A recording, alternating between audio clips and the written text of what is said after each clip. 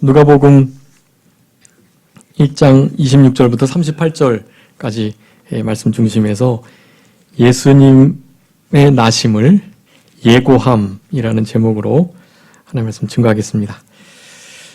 예수님의 나시는 장면을 특별히 세례 요한의 나는 일과 함께 누가복음이 좀 자세하게 설명을 하고 있습니다.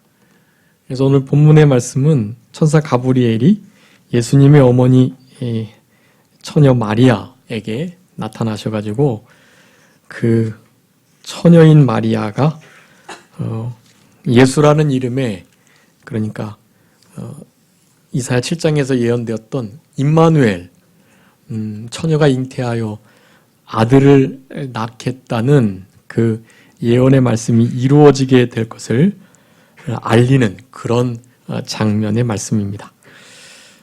우리가 너무 많이 익히 들어서 알고 있는 말씀인데요.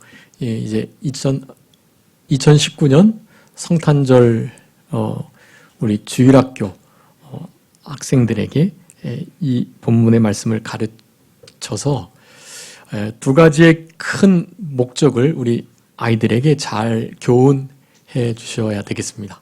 첫 번째는 우리 예수님이 진짜 사람임과 동시에 참 하나님이셨다라는 사실을 오늘 본문의 말씀을 통해서 잘 알려주셔야 되고요. 그리고 오늘 말씀의 주인공과 같은 우리 마리아의 오늘 본문에 나타나는 그 신앙을 좀 잘 아이들에게 전해주셔서 그들도 마리아와 같이 잘 이용당할 수 있도록 준비되는 그런 성탄절을 맞을 수 있도록 그렇게 교훈을 해 주셨으면 좋겠습니다. 그러니까 우리 예수님이 참 사람이고 참 하나님이시다. 그리고 그 참 하나님이신 그 참 사람으로 오셔야 될 그분이 마침 마리아에게 그렇게 탄생하실 수밖에 없는 그런 준비된 신앙의 소유자가 되어야 할 것을 가르치시면서 그 성탄절의 의미를 좀 잘 되새겨주시는 그런 성탄절 주일학교 예배가 되어야 되겠습니다. 우리 각 부서들도 다 그렇게 예배를 드릴 건데요. 그리고 이제 수요일 날 11시 예배 때에는 오늘 본문 다음 단락에 나오는 부분을 그렇게 오전 예배 때 11시에 말씀을 드리려고 합니다. 두 개가 참 귀한 본문인데요. 이번 2019년에는 그 말씀을 이렇게 사용하게 되었습니다. 우리 누가복음 1장 26절부터 38절까지 크게 세 단락으로 나눠볼 수 있는데 첫 번째는 30절까지 우리 마리아에게 천사 가브리엘이 나타나가지고 인사하면서 그 같은 소식을 전하려고 하는 바로 그 장면입니다. 37절까지는 우리 남자를 알지 못하는 처녀인 마리아, 자기에게 예수라는 이가 하나님의 아들이라 일컬어질 아주 크게 될 바로 그분이 탄생하게 될 것이라는 좀 처녀의 입장에서 볼 때는 진짜 청천벽력 같은 그런 말을 듣게 됩니다. 그랬는데 그 말을 듣고도 잠깐 두려워하지 않을 수 없었겠지만 무서워하고 또 답답하기도 하고 나는 남자를 모르는데 어떻게 아이를 낳을 것인가에 대한 그런 의문도 많이 있었겠지만 마지막 38절에 있는 것처럼 우리 마리아가 그렇게 이용당할 수 있는 너무나 중요한 그 마리아 신앙의 고백을 그렇게 하고 계시고 그와 같은 고백이 우리의 고백이 되어야 되겠다. 그렇게 크게 세 등분으로 나눠볼 수 있겠는데요. 먼저 여기 정혼했다, 약혼했다고 27절에 말씀하는데 이 유대 나라의 결혼 풍습 가운데 이 약혼이 아주 성스럽고요. 또 그러니까 거의 그러니까 성례 가운데 그러니까 할례와 8일 만에 하는 할례, 그리고 성년이 되는 그 성년식, 그리고 이와 같이 결혼을 약속하는 약혼식 이와 같은 것이 아주 중요한 그 문화로, 그리고 특별히 신앙과 연계된 문화로 자리 잡고 있습니다.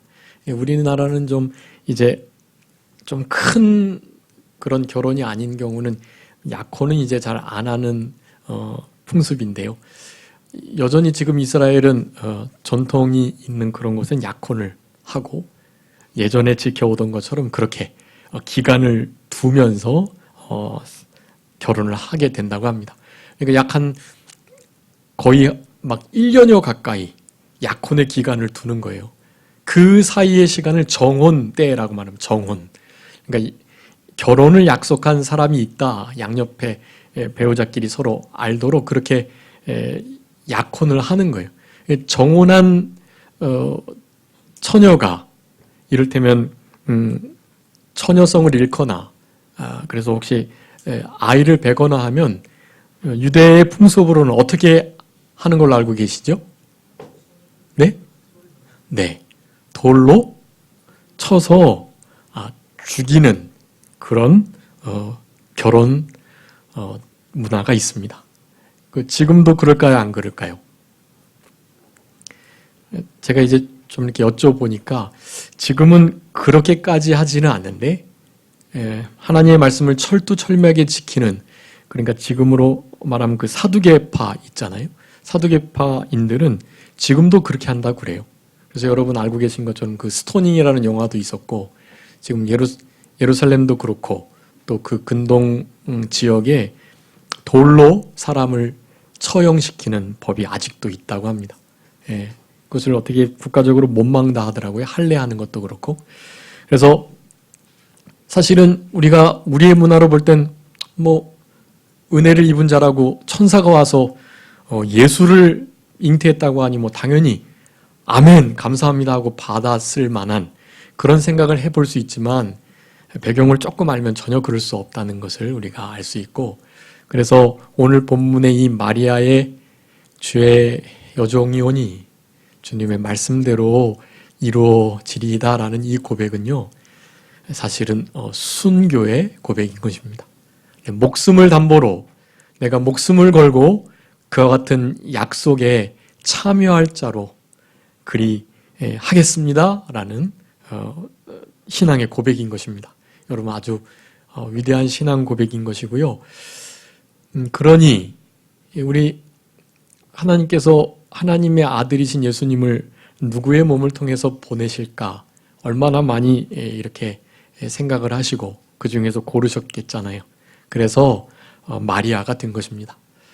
하나님께서 보실 때 우리 영화교회 한 사람 한 사람이 하나님께서 원하시는 어떤 일들을 맡기심에 있어 다 마리아와 같이 그렇게 배일 수 있도록 그렇게 잘 준비되는 우리들이 되었으면 좋겠고, 특별히 이제 예수님의 재림을 또한 기념하는 성탄절이기에 예수님의 재림을 좀 잘 준비할 수 있는 마음을 새롭게 하는 그런 대림절의 기간, 그리고 우리 성탄주의를 보내면서 성탄절을 맞이하는 우리들이 되었으면 좋겠습니다. 여기 또 다윗 왕의 왕위를 주겠다라고 32절에 말씀하는데요. 거기 다윗 왕의 그 왕위, 이것은 당연히 메시아 그리스도이심을 나타내는 단어입니다. 사무엘상 7장에 약속한 다윗 왕 있잖아요. 그 약속이 이루어질 것이다. 이 어린 아기 예수에게 이루어질 것이다 라는 의미를 그렇게 나타내고 있는 것입니다. 그래서 오늘 본문의 말씀을 통해 가지고 아까 말씀드렸던 것처럼 우리 예수님은 참 사람이셨고 참 하나님이셨다라는 사실을 먼저 분명히 기억하는 것. 여러분 이것이 왜 중요하겠습니까? 만약에 참 사람이 아니었다면 뭐 신이 고통도 안 받을 수 있고 또 신이 뭐 그렇게 순환과 고난 뭐 넉넉히 받아낼 수도 있고 그렇게 혹시 생각할 수 있으니까요. 근데 우리 예수님은 우리와 똑같은 사람이었다라는 것입니다. 뭐만 다를까요? 뭐만 없으실까요? 우리 예수님은? 네, 죄만 없으십니다. 죄만 없으시고 그리고 우리 예수님의 피는요, 과학적으로 볼 때, 그러니까 모계의 혈로만 이루어진 그런 피입니다. 제가 지난번에 한번 말씀드렸는데, 그 예레미야 동굴에서 발견된 속죄소 위에 뿌려져 있는 말라 비뚤어진 그 혈흔이 이때까지 살아 있었고, 그것을 검색해 보니, 분석을 해서 이렇게 유전자 검색을 해 보니 실제로, 그러니까 여인의 난자에 들어있는 그 혈액, 바로 그 혈액만이 이렇게 있었다고 그래요. 그러니까 실제로 아버지와는 관계없는 부정모혈의 우리 예수님의 그런 죄 없으신 유전제와 그 정죄를, 원죄를 피하신 그런 죄가 없는 보혈, 바로 그 보혈이 역사적으로 과학적으로 증명됐다라고 할 수가 있겠습니다. 그래서 우리 예수님은 반드시 사람이셔야만 한 것입니다. 이제 이스라엘의 제사법 자체가 그 예표의 제사이기 때문에 사실은 이스라엘 백성들이 죄를 지었을 때 죽었던 뭐 새나 양이나 소나 이런 것들이 사실은 그 사람의 죄를 실제로 없애는 것이 아닙니다. 원래 사람의 죄는 누가 없앨 수 있을까요? 네, 사람만이. 사람의 죄는 사람만이 없앨 수 있어요. 근데 그 죄를 지은 사람의 죄는 죄 없는 사람이 해결해 줄 수 있는 것입니다. 그것도 1대1로 단 한 사람의 죄를 한 사람만이. 그런데 죄 없는 사람이 있을까요? 없을까요? 네, 우리 예수님 빼고 죄 없는 사람은 없습니다. 그러니까 즉 사람이 어떠한 사람의 죄든 용서를 할 수가 없다라는 것입니다. 죄 지은 사람의 그 죄 문제를 즉 사람이 어떻게 해결할 수가 없다라는 것이에요. 그렇기 때문에 죄 없는 사람이 죽어야만 그 죄 지은 사람의 죄 문제가 해결되기 때문에 우리 예수님께서는 참 사람이셔야만 하는 것입니다. 근데 문제는 그 죄 지은 사람이 너무나 많다는 거예요. 전 인류가 죄를 지었고 그 가운데 하나님의 절대 예정과 그 선택, 작정 교리에 의해서 택함을 받은 자들만이 구원을 받는데 그들조차도 상당히 많은 수인 거예요. 그렇기 때문에 한 사람이 죄 없는 한 사람이 죄 있는 한 사람의 죄를 1대1로 그렇게 상응해서 죄를 해결한다면, 그렇다면 죄 지은 사람의 인구만큼의 죄 없는 사람이 있어야 되는 거죠. 근데 그렇게 할 수 없기에 누가 죽어야 하냐 하면 신이 죽어야만 하는 것입니다. 신이 자신의 목숨을 버려 사람의 형상으로 나타나서 신의 그 전적인 은혜로운 그 능력으로 인하여서 택하신 모든 백성들의 죄를 해결해 주셔야만 했었던 것입니다. 그러니까 신이 죽으셔야만 하는 것이고, 근데 그 신은 그냥 신으로서가 아닌 참 사람으로서의 신이 죽어야만 하는 것이, 그 두 가지의 요소를 만족시키기 위하여 우리 예수님께서는 이 땅에 태어나신 것입니다. 마리아의 몸, 즉 동정녀의 몸을 입고 이 땅에 태어나시게 된 것이에요. 그래서 이 성탄절이 바로 그 일이 가능케 된 것을 기념하는 그런 절기다라고 하겠습니다.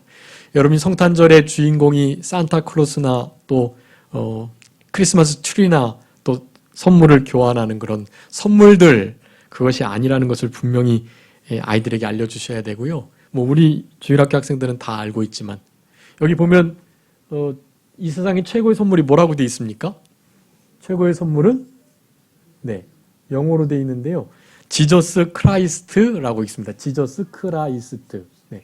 지저스 크라이스트. 이것은 예수, 그리스도, 그런 뜻이에요. 이 세상 최고의 선물이 예수 그리스도이시다. 우리에게 예수님 그분 자체가 자신의 몸을 버리시면서까지 우리를 사랑하심으로 우리에게 선물이 되어 주셨던 것입니다. 이 선물로 말미암아 우리가 하나님의 자녀가 되고 천국 시민이 되고 그리스도의 정결한 신부가 되고 하나님의 백성이 되고 또 그리스도의 좋은 군사도 되고 씨 뿌리는 그런 말씀을 증거하고 전파하는 우리 주님의 좋은 정병과 증인이 되고 이와 같은 역할을 가지고 우리가 살아갈 수 있게 된 것입니다. 그 일이 이루어지기 위하여 가장 기본적이지만 완벽한 더도 덜도 할 수 없는 그런 온전한 단번에 드려진 선물, 바로 우리 예수 그리스도이신 것입니다. 그 예수 그리스도의 탄생을 기념하는 날이 바로 성탄절이고, 그 성탄절을 앞두고 그 일이 가능케 될 도구로 사용되었던 우리 예수님의 어머니 마리아에 대한 신앙을 오늘 본문을 통해서 살펴보고자 하는 것입니다. 여러분, 중요한 것입니다. 우리 예수님께서 참 사람이셔야만 하고 또한 참 하나님이셔야만 했다. 어떨 땐 사람 되고 어떨 때는 하나님 되고 그런 거 아니에요.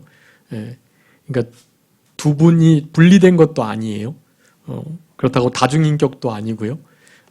우리 예수님이 하나님이시면서 곧 진짜 사람이셨다는, 그래서 우리 예수님의 탄생, 동정녀 탄생, 또 그 속죄의 사역들, 그리고 부활, 그러니까 이 땅에 동정녀 탄생하심으로 성육신하신 거, 여러분 이런 것들은 이렇게 지금 말씀을 통해서 이렇게 설명은 드리긴 했지만 그것을 우리가 인간의 이성으로는 이해하기가 어렵습니다. 특별히 삼위일체 하나님은 한 분이신데 위가 그 인격이 셋이 있으시다. 셋이라고 하면 안 되고 하나라고 해야 되는데 성부, 성자, 성령은 또 분명히 계시고, 이것을 우리가 우리의 이성으로는 이해할 수 없는 거예요. 동정녀 탄생, 성육신 다 마찬가지입니다. 부활의 능력의 역사도 그렇고요. 우리의 몸이 이제 더 이상 죄와는 관계없는 완벽한 몸이 되는 일, 그리고 그 영원한 천국의 구성들, 이런 건 잘 우리의 이성으로는 이해할 수 없어요. 그런 것을 신학적인 용어로 신비라고 합니다. 신비. 여러분, 우리 하나님은 신비하신 하나님이시고요.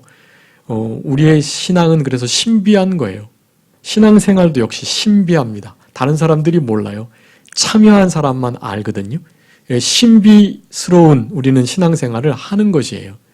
기도하는 일, 성경을 통해서 감동받고 성경 말씀을 통해서 뜻을 찾고, 이런 거 정말 신비한 일들이에요. 정말 그럴 수 없는데 내가 형제를 사랑하고 원수까지도 미워하지 않는 마음을 갖는 거, 그거 신비한 일입니다, 사실은.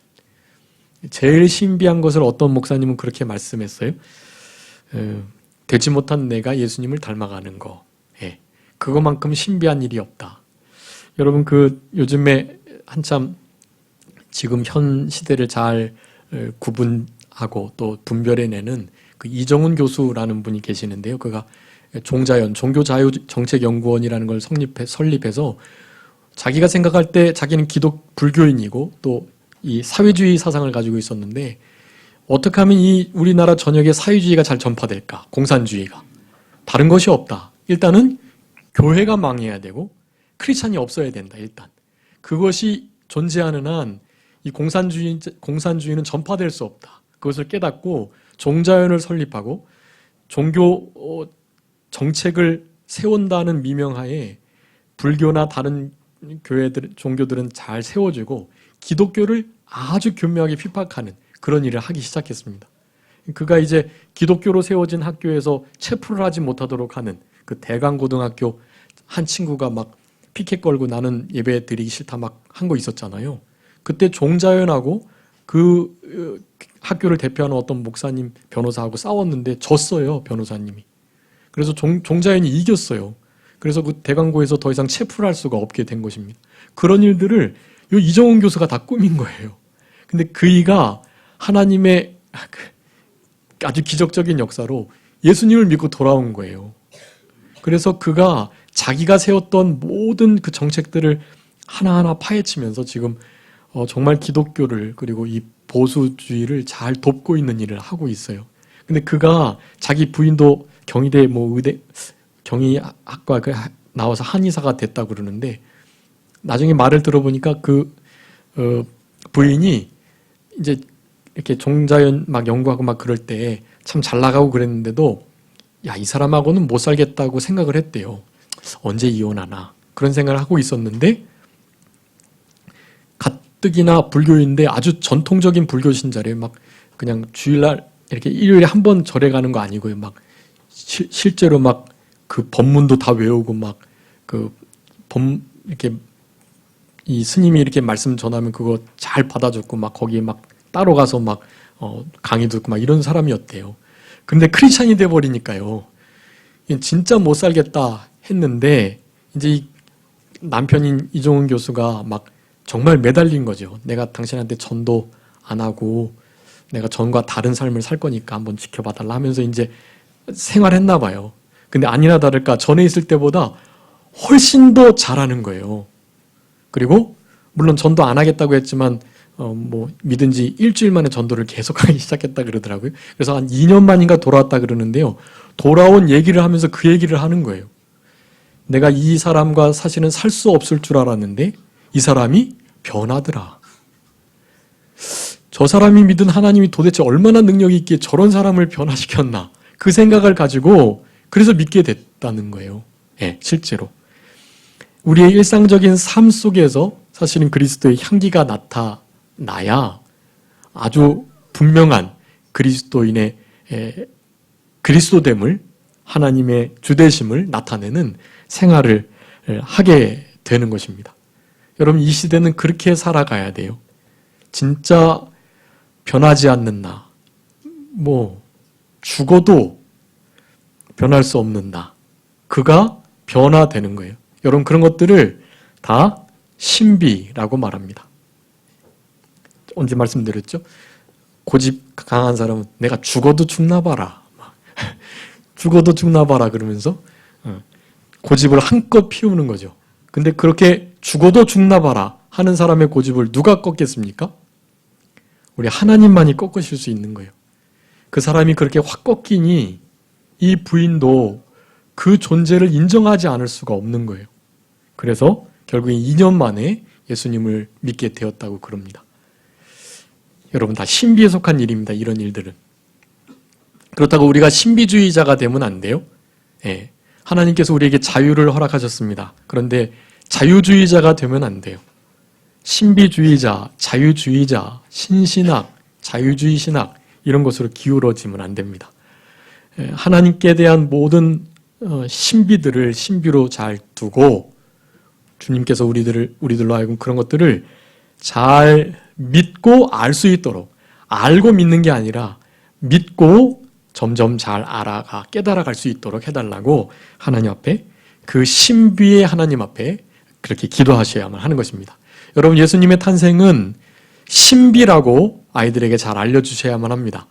진짜 사람이시고 진짜 하나님이셨다. 그리고 성부, 성자, 성령 하나님은 하나이시다.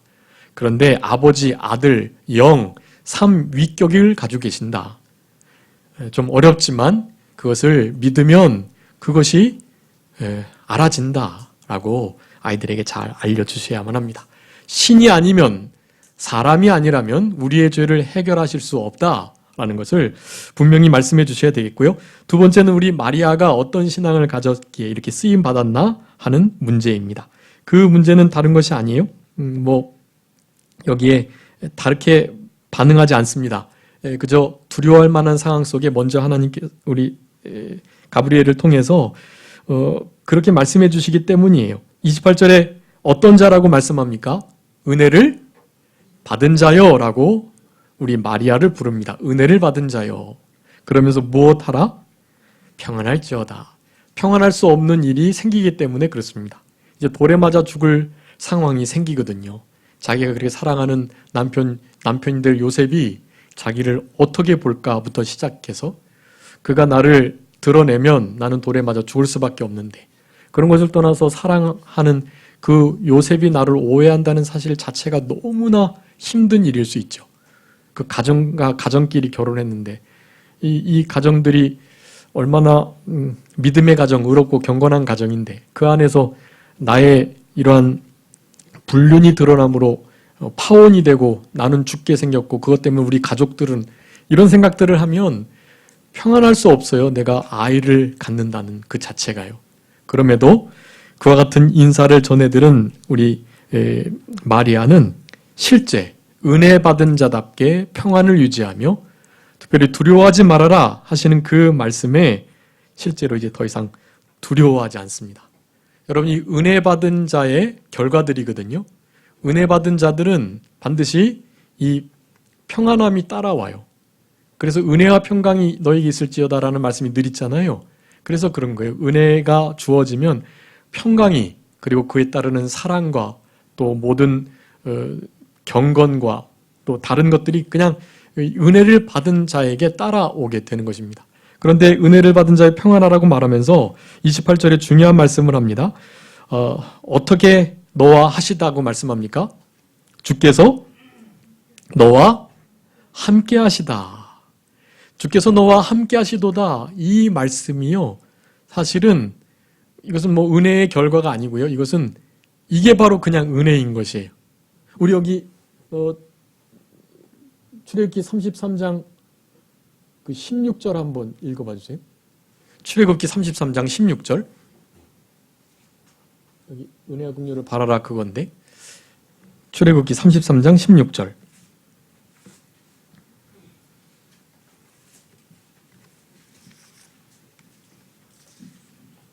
나와 주의 백성이 주의 목전에 은총을 입은 줄을 무엇으로 알리이까? 주께서 우리와 함께 행하심으로 나와 주의 백성을 천하 만민 중에 구별하심이 아니니까. 아멘. 여러분, 은총을 입은 줄 무엇으로 알 수 있다고 말씀합니까? 주께서 함께 하시고 그래서요. 천하 만민 중에서 주의 백성을 구별해내는 것. 그러니까 이스라엘 백성들이 이스라엘 백성 될 수 있었던 것은 거기에 여호와 우리 아버지 하나님이 함께 계시기 때문이고 아버지 하나님이 함께 하시는 그와 같은 구별된 자들이 은총을 받았다라고 말을 하는 것입니다. 다시 말하면 여기서 말하는 은혜 받은 자라는 것은 누가 함께 계시다? 하나님이 함께 계시다라는 의미인 거예요. 그러니까 은혜 받은 자와 너와 하나님이 여호와께서 주께서 함께 하시다라는 것은 같은 것입니다. 여러분, 은혜 받는 것을 다르게 어떤 성령적 은사론으로 접근하시면 안 되고 그것은 아주 평강과 같은 그냥 결과물에 불과한 거예요. 우리가 진짜 은총과 은혜를 받은 것은 무엇이다? 하나님이 함께 하시다. 그것이 곧 은혜 받은 거예요. 그것으로 말미암아 우리는 다른 천하 만국의 백성들과 주의 백성으로 구분되는 그런 중요한 기준이 되는 것입니다. 여러분, 우리 예수님의 또 다른 이름이 무엇이죠? 네? 임자로 시작하는 건데. 네, 임마누엘. 네, 임마누엘의 뜻이 무엇입니까? 네, 하나님이 우리와 함께 계시다. 네, 임마누엘이에요, 임마누엘. 그러니까 임마누엘 이것은 곧 무슨 뜻이겠습니까? 임마누엘의 신앙을 가진 자는 곧 은혜 받은 자, 그런 의미예요. 은혜 받은 자는 주와 함께하는 자이고 주와 함께하는 자라고 한다면 구별되어 참된 평강과 또 은사와 각종 화평, 그와 같은 열매들이 그냥 따라가는 것입니다. 은사와 더불어서. 우리 마리아가 제 생각에는 그것을 분명하게 인지했던 것 같아요.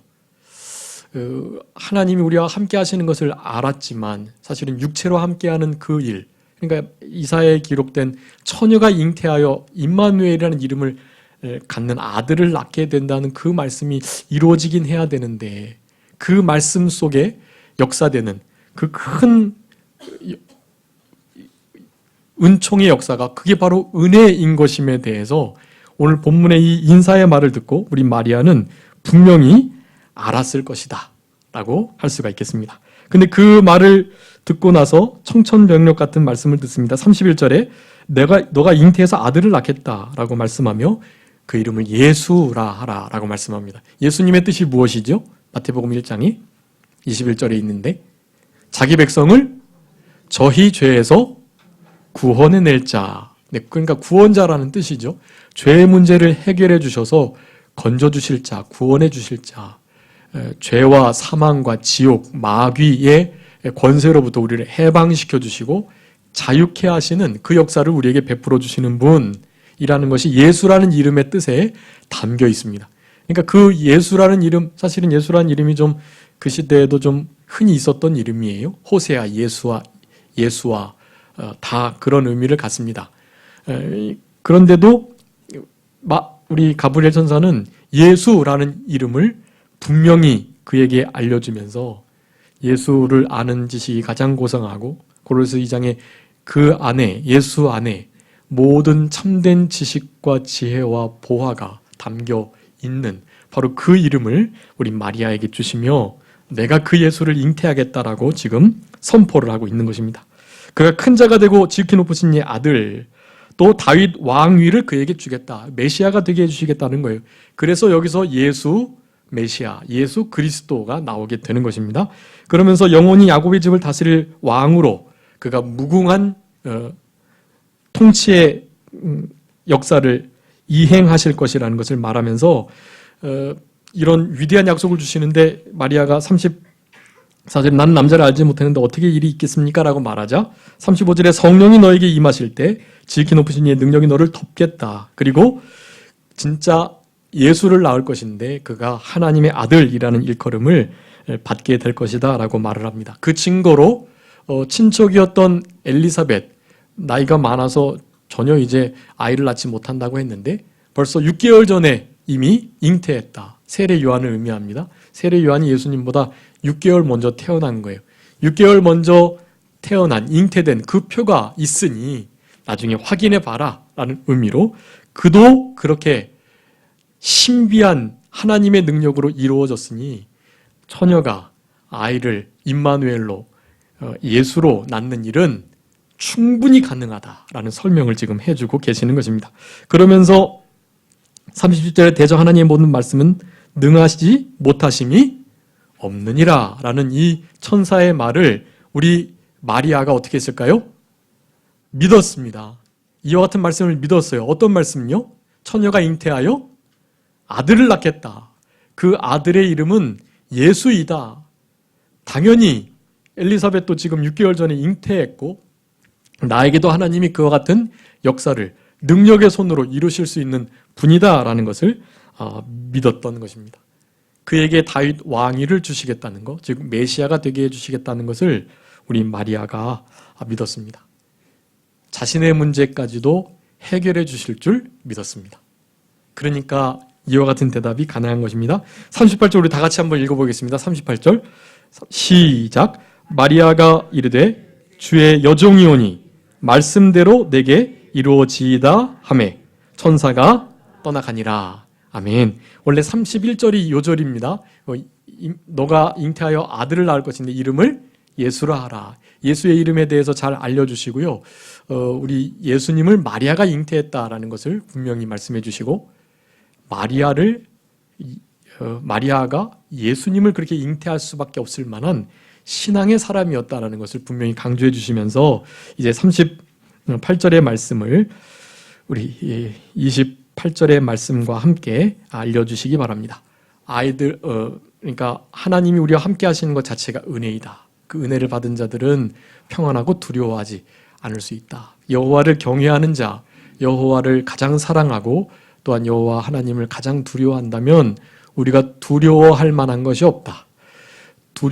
하나님을 두려워하지 않는 경외의 신앙을 그렇게 제대로 갖지 못할 때 사실은 모든 것이 두려워진다. 하나님을 두려워하는 그 자리에 다른 무엇인가가 있지 않도록 하나님을 가장 두려워하라는 신앙을 그렇게 교훈해 주시면서 그 같은 경외의 신앙을 가질 때 결국 하나님이 더 가까이 해주시고 동행해 주시고 그렇게 은혜와 은총을 베풀어 주신다. 그런 이들에게는 두려움 없이 참된 평강 속에서 살아가게 해주신다라고 말씀해 주시면 되겠습니다. 그래서 결국 이제 두 가지입니다. 우리 마리아가 마리아 되고 마리아가 정말 예수님을 잉태할 수밖에 없는 준비된 신앙의 사람이었다는 중요한 그 증거 두 가지입니다. 첫 번째는 바로 이 은혜를 받을 만한 자였다라는 것입니다. 은혜 받은 자여라고 말했지만 은혜를 줄 자를 하나님께서 고르셨고 그 대상자를 누구로요? 마리아로 정하신 것입니다. 제가 지난번에 말씀드렸는데 여러분 어떤 자에게 하나님께서 은혜 베풀어 주신다 그랬나요? 은혜 받을 만한 자가 어떤 자라고 그랬나요? 원래 은혜는 자격 없는 자에게 주는 것이 맞지만 그것은 하나님 편에서 그렇고 하나님 편에서 자격 있는 자가 아무도 없기 때문에 그래요. 근데 자격을 따지고 공로를 당연히 생각할 수 없지만 우리 입장에서는 하나님께서 하나님의 말씀도 그러하기 때문에 하나님은 어떤 자에게 은혜를 주시고 어떤 자에게는 은혜 안 주시고 대적하시고 막 미워하시고 싫어하시고 막 그런다는 표현이 늘 있잖아요. 그런 것들을 우리는 우리 편에서 생각을 해야 돼요. 사람 편에서 해야 할 거, 사람 편에서 준비해야 할 거, 그런 것을 우리는 늘 기억하면서 그런 신앙생활을 해야만 합니다. 예. 거저 주시는 것이 은혜 맞지만 그 은혜를 잘 받기 위한 그 마음의 태도가 참 중요하거든요. 하나님은 그런 자들에게 은혜를 부어주시는 것입니다. 은혜를 쏟아 부어주셔도 준비되지 않아서 은혜를 담을 그릇을 뒤집어 놓는다거나 깨끗하지 않다거나 그 양이 작거나 그러면 쏟아지는 은혜를 받아낼 수가 없는 거예요. 그러니까 은혜 받는 자가 어떤 자인지를 성경을 통해서 아셔야 됩니다. 그리고 그것을 아이들에게 교훈해 주셔야 돼요. 이러이러한 생활을 통해서 은혜 받을 그릇을 잘 준비해라. 그러면 마리아와 같이 은혜 받은 자요 평안할지어다 라고 말하면서 주가 너와 함께 하시다라는 이런 복된 소식을, 물론 그 소식은 청천벽력 같고 큰 희생과 순교를 각오해야 하긴 하지만 그만한 복된 일이고 그리고 그것을 받아낼 수 있을 만한 믿음을 가진 자들이 듣기 때문에 그와 같은 상태로 준비되는 것이 중요하다라고 하겠습니다. 여러분 어떤 자들에게 은혜 주신다고 그랬죠? 제일 쉬운 것은 겸손한 자. 하나님 겸손한 자에게 은혜를 주시고 교만한 자를 대적하신다. 교만한 자를 멸시하신다. 교만한 자를 미워하신다. 성경에서 그렇게 말합니다. 여러분 교만하면 은혜 받지 못해요. 절대적으로 겸손해야만 합니다. 여러분 어떤 것이 겸손이겠습니까? 하나님 없으면 살 수 없다는 마음을 가져야만 합니다. 나름 내가 뭐 할 수 있겠어 라고 생각하면 그것은 벌써 교만이에요. 예. 결코 하나님 없으면 아무것도 아니라는 그런 생각을 가지고 하나님 없이는 살 수 없습니다. 그 은혜 없으면 죽습니다 라는 생각을 가지고 살아가는 자들, 은혜 있는 자들이라고 할 수가 있겠습니다. 또 어떤 자들에게 은혜 주신다 그랬습니까? 하나님을 경외하는 자, 이거 많이 말씀드렸죠. 시편 31편에 있는 말씀 19절에 하나님을 두려워하고 경외하는 자에게 쌓아두신 은혜. 두려워하는 자, 경외하는 자에게 하나님은 은혜를 어떻게 두셨다고요? 쌓아두셨어요. 두려워하지 않는 자, 경외하지 않는 자에게는 하나님의 은혜를 그렇게 쌓아두지 않으세요. 쌓아둬봤자 소용없기 때문에 그렇습니다. 다 쏟아 엎어버리거나 별것 아닌 것으로 여기거나 그거 없이도 충분히 산다고 거들떠보지도 않거나 그렇게 살아가기 때문에 여러분 결코 경외하는 신앙을 가져야 합니다. 당연히 그 경외 속에는 사랑이 포함된다 그랬습니다. 두려워하는 거. 우리 출애굽기 20장 하면서 계명의 말씀, 이 계명의 말씀을 어떻게 하는 자요? 계명의 말씀을 하나님을 사랑하고 그 계명의 말씀을 지키는 자들에게 언제까지요? 몇 대까지? 네, 1000대까지 은혜를 베풀어 주시겠다. 하나님을 사랑하는 자, 그 말씀을 순종하는 자, 경외하는 자라고 할 수가 있겠습니다. 하나님을 사랑하고 두려워하는 것, 경외하는 자에게 하나님께서 은혜를 베풀어 주신다. 또 어떤 자에게 은혜 주신다 그랬죠? 잠언 10장에 보면 14장에 보면 정직한 자에게 은혜를 베풀어 주시겠다 말씀하셨습니다. 여러분 정직한 자, 하나님 앞에 솔직하고 하나님 앞에 저의를 품고 하나님 앞에도 정직하지 못하고 자기를 속이고 하나님을 속이고 그렇게 생활하면 결코 은혜 받을 수 없어요. 하나님 앞에 무조건 두 손 들고 양팔 벌려 그저 주님 앞에 다 오픈하고 솔직하게 정직하게 그렇게 신실하게 주님과 늘 교통해야만 하는 것입니다. 그래서 중요한 말씀을 하나 늘 계속 드렸었는데 한번 읽어주세요. 열왕기상 8장 23절. 이런 자에게 은혜 베푸십니다. 이르시되 이스라엘의 하나님 여호와여, 위로 하늘과 아래로 땅에 주와 같은 신이 없나이다. 주께서는 온 마음으로 주의 앞에서 행하는 종들에게 언약을 지키시고 은혜를 베푸시나이다. 아멘. 어떻게 행하는 자에게 은혜를 베푸신다고요? 언약을 지키시고 온 마음으로 주의 앞에서 행하는 자. 네. 온 마음 전심이고요. 나눠진 마음 산심 아니고요. 온 마음으로 전심을 다하는, 그래서 하나님 그 앞에서 하나님과 함께 생활하는 바로 그를 우리 하나님께서는 어떻게 해주신다? 은혜 베풀어 주신다. 물론 약속의 말씀을 지켜주시고요. 약속의 말씀을 지키시며 은혜를 베풀어 주시는 그런 역사가 그와 같은 자들에게 있다. 예. 여러분, 이러한 은혜 받을 만한 자가 될 때 우리 마리아와 같은 고백을 할 수가 있는 것입니다.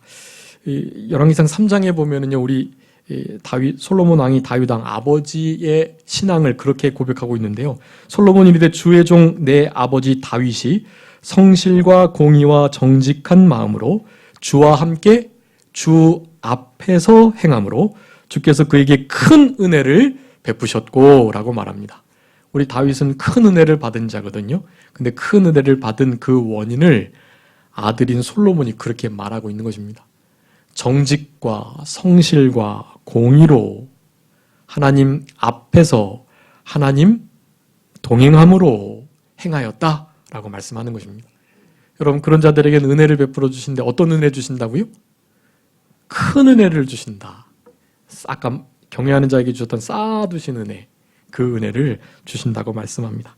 여러분, 그런 은혜를 받은 자로서, 그렇게 받을 수 있는 자로서, 잘 준비된 자로서 살아가셔서 이 하나님과 함께 늘 동행하심으로 참된 평강과 두려움 없는 삶을 살아가시면서 주님께서 약속하신 뜻을 누구를 통해서 이룰까라고 살펴보실 때, 저에게 그 일을 시켜야 되겠다, 맡겨야 되겠다 할 수 있는 그런 신앙으로 살아가 주셨으면 좋겠습니다. 마지막 이 38절에 말씀대로 이루어지이다. 이것도 우리 아이들에게 중요한 신앙의 고백으로 하셔야 되는데요. 말씀대로 이루어진다라는 사실, 그것은 말씀에도 능력이 있기 때문에 그렇습니다.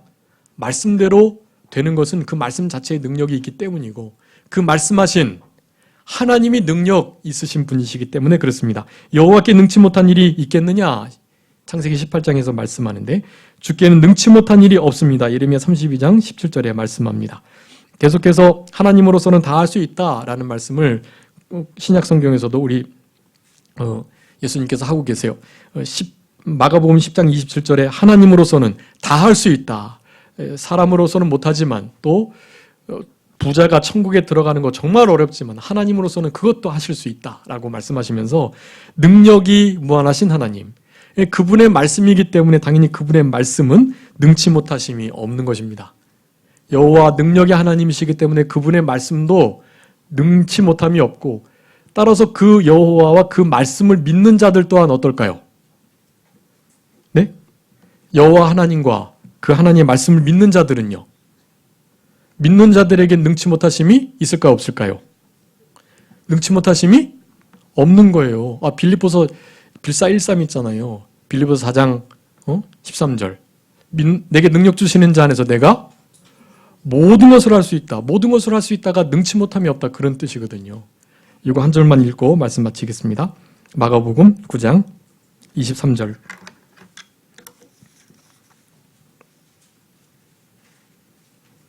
마가복음 9장 23절입니다. 읽어주세요.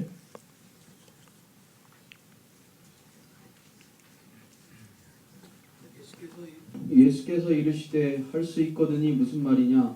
믿는 자에게는 능히 하지 못할 일이 없느니라 하시니. 아멘. 믿는 자에게는 어떤 일이 없다고요?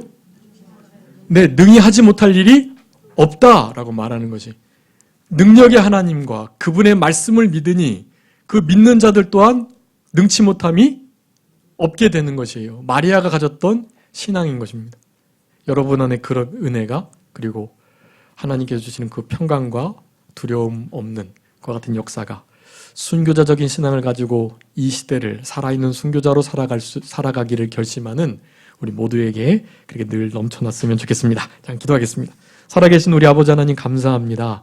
우리 예수님께서 이 땅에 아기 예수로 태어나셔야 하는데 누구에게 태어나야만 가장 잘 길리움을 받고 믿음으로 양육될 수 있을까를 살펴보실 때 요셉과 마리아에게 우리 아들 예수를 두어야겠다는 마음을 가지셨던 우리 하나님의 그 이유를 오늘 본문의 말씀을 통해서 조금이나마 살펴볼 수 있도록 은혜를 주신 거 감사합니다.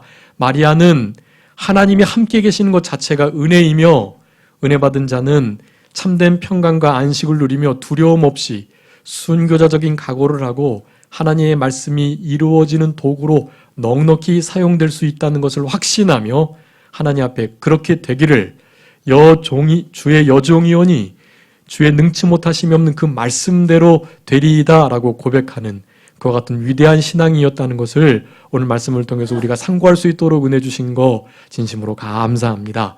그와 같은 신앙이 되기 위하여 은혜 받을 만한 자답게 준비되었던 마리아였기 때문이었다는 것을 살펴봤사오니 저희들도 겸손하게 하시고 정직하게 하시고 여호와를 경외하게 하시고 무엇보다도 온전한, 순전한, 정직한, 간절한 그와 같은 전심의 마음으로 하나님 앞에서 하나님과 동행하며 우리 주님과 함께 살아가는 그와 같은 신앙을 가지고 살아감으로 그와 같은 자들에게 언약을 지키시고 은혜를 크게 베풀어 주신다는 그 말씀을 믿는 믿음으로 그러한 자격자로 만들어져 가면서 살아갈 수 있는 우리 모두가 되게 해주시기를 간절히 바라옵고, 이제 성탄절이 얼마 남지 않았는데 그 성탄전에 아기 예수로 오셨던 우리 예수님 누울 자리 없으셔가지고 말구유에 누이셨는데 늘 우리의 심령 깊은 가장 좋은 자리에